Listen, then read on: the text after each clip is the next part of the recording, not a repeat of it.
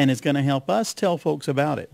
Well, just to be clear, though, if you hear his last name, Parshall, it's very likely, you make some other connection in your mind. I didn't want to call him Mr. Janet Parshall. Well, thank you for that. Craig, but although I wouldn't be dishonored by that title. No, she is a great lady, yes. and Craig is the husband to Janet Parshall. Janet Parshall, who we know and love, the best of the best. And we have her program on AFR Talk on the weekends, and so we're glad that she's a part of that lineup, and we love them. They're great friends of the ministry. They've been friends for years. Craig, you're the Senior Vice President and General Counsel of NRB, which means, well, because NRB exists to help, in part, defend the religious liberties of religious broadcasters. A lot of controversy right now. A lot of controversy about, we were talking about it off the air, about religious freedom in America. Let me just ask you, before I get too specific, are you concerned about the erosion of religious liberty in America? I'm not only concerned, but the many years prior to coming on NRB as general counsel, I was a trial lawyer, and I involved myself in a lot of religious liberty cases around the country. And I have to tell you, for the 20 or 30 years I was doing that before coming with this great organization from the inside, I have never seen such hostility. And I think that for many, many years, we saw smoke on the horizon. We are now seeing fire lapping at our doors. And I'm not kind of an extremist type of a person.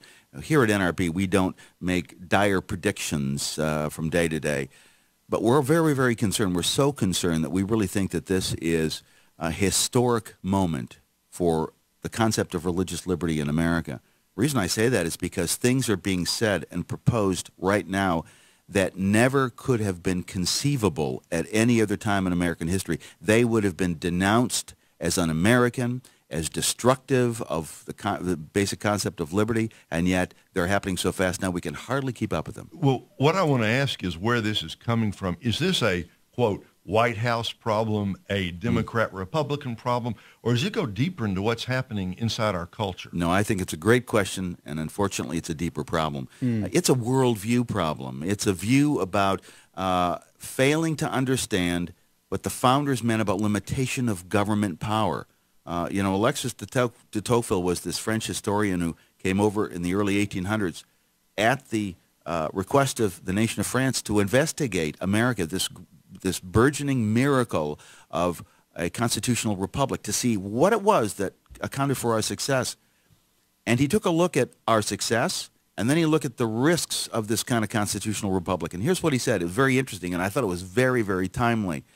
He said, the one risk that you have in a constitutional republic like America is that if you get government taking over and providing for the average citizen, when the average citizen really should be self-reliant, should be taking care of their own needs and be self-responsible. If government takes over more and more of the private sphere aspects of people's lives, and they get lazy and they get dependent on government, then the next thing you know, he said, you will find a nation not made up of citizens, but made up of subjects.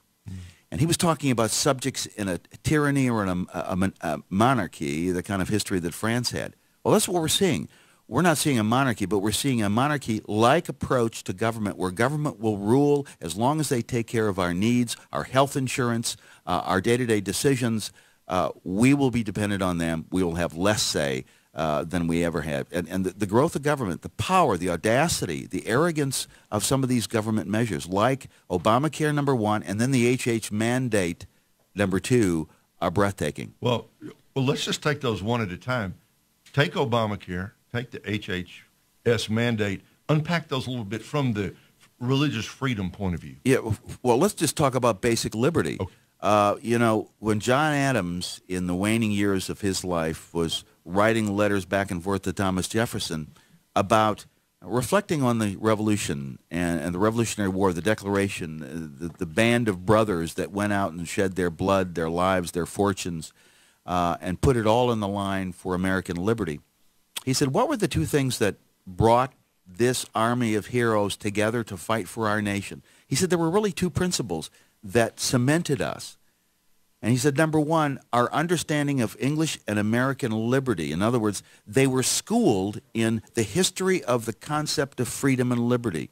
And then number two, interestingly, he said, the principles of Christianity. The general consensus that the Bible gives us the worldview about the role of government being limited, the responsibility of freedom, and the need for liberty.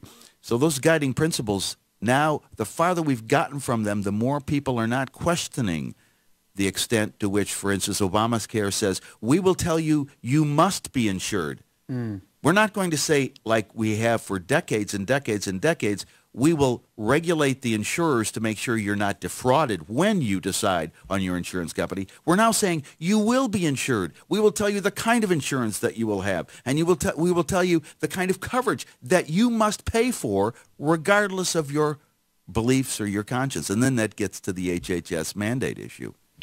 You know, Craig, we're talking with Craig Parshall, General Counsel and Senior Vice President for the National Religious Broadcasters, and you're tuned to American Family Radio's Today's Issues. I'm Jim alongside Ray. You guys, you're not just sitting back and hoping this gets better. You're taking some proactive measures, and one of those that you're talking about here to help combat not just the HHS mandate, but some of the other things that are going on is the John Milton Project. Because, you know, just before when we were still in the break, Ray was talking about having visited Facebook and being denied access to AFR streaming because of, what was it you said, Ray? The spam or abuse or abusive like that. website. Right.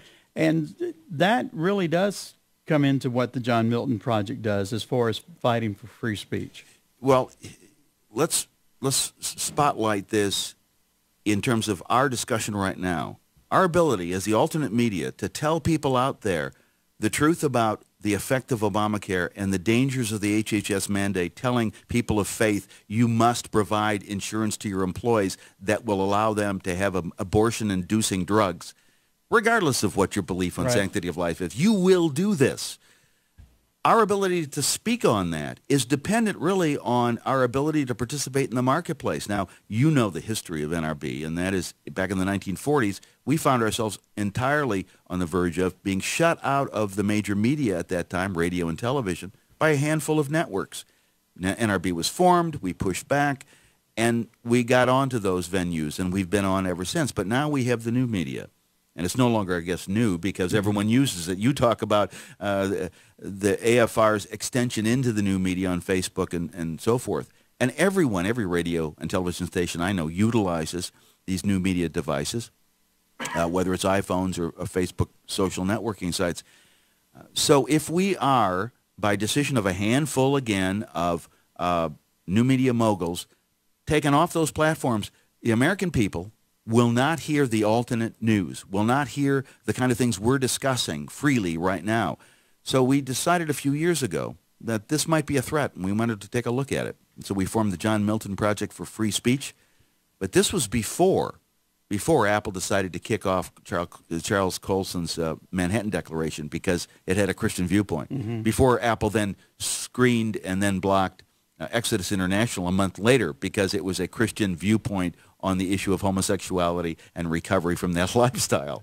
So how do we fight back? I mean, Apple is huge. Yes. Facebook is huge. Yeah. How do you fight back against that? Well, we have, at first we thought it might be an Apple problem, but then we took a look at the policies and procedures of Google and Facebook and Apple and Twitter and all the major internet service providers like AT&T and Verizon, and we found that there was a common and very disturbing trend. Every one of them used vague language like, we have the absolute discretion to censor anything we find to be offensive, but they don't define offensive.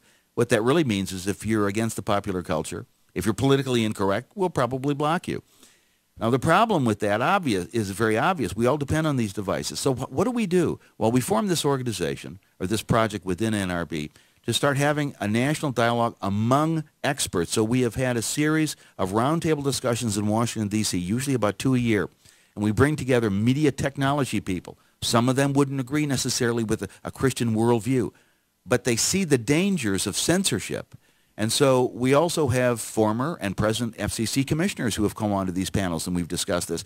And after several of these roundtables for 2 years, we have created a consensus of opinion among most of these people who are involved in media technology or constitutional law, or the folks up on Capitol Hill, including Congress people and federal regulators, that this is a serious problem for freedom of speech. Now the question is, what do we do about this? You see, we've got free enterprise, which we all believe in, but we also have freedom of speech, which we also believe in. So how do we balance these two very, very essential principles of American liberty? Well, what we've proposed is this. All these companies, if you look at their history, they touted themselves as the future of free information to citizens. As a matter of fact, the founder of Facebook was talking a year or two ago about the fact that Facebook is going to give power to the people for information. And once you give power to people, freedom flourishes. Well, except for the viewpoints they don't like yours, apparently. And, of course, Mike Huckabee hit the same thing. Remember when he had the Chick-fil-A controversy, and it was a matter of Chick-fil-A supporting traditional marriage. The gay rights activists were furious, and they were going to boycott.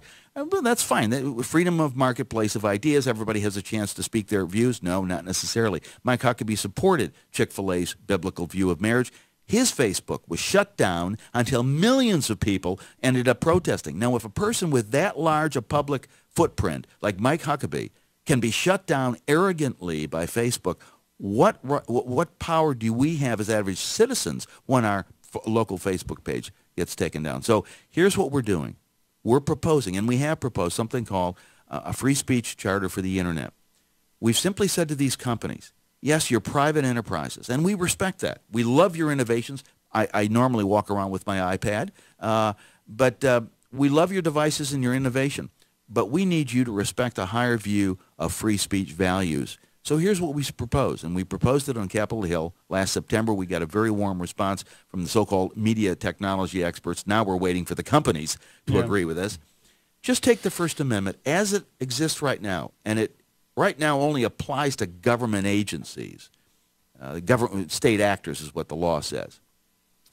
But if we take the First Amendment and apply it to these companies and ask them to voluntarily assume that it does apply and live by the standards of the First Amendment, we'll all be happy.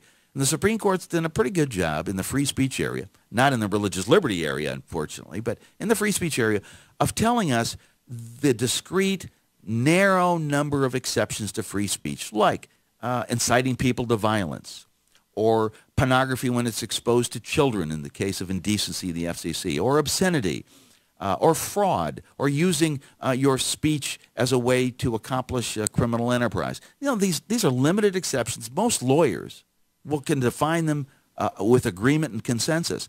So just Apple, Google, Facebook, Twitter, just assume that these apply and then rewrite your policies and practice that, and we'll all be happy. Yeah. Well, we're waiting for an audience. By the way, you'll notice here at the NRB that we invited, and they accepted, invitations from Google and Facebook and Twitter and others to come from a technology standpoint and share their devices and talk about their innovations. So we welcome a dialogue. We don't see this as adversarial.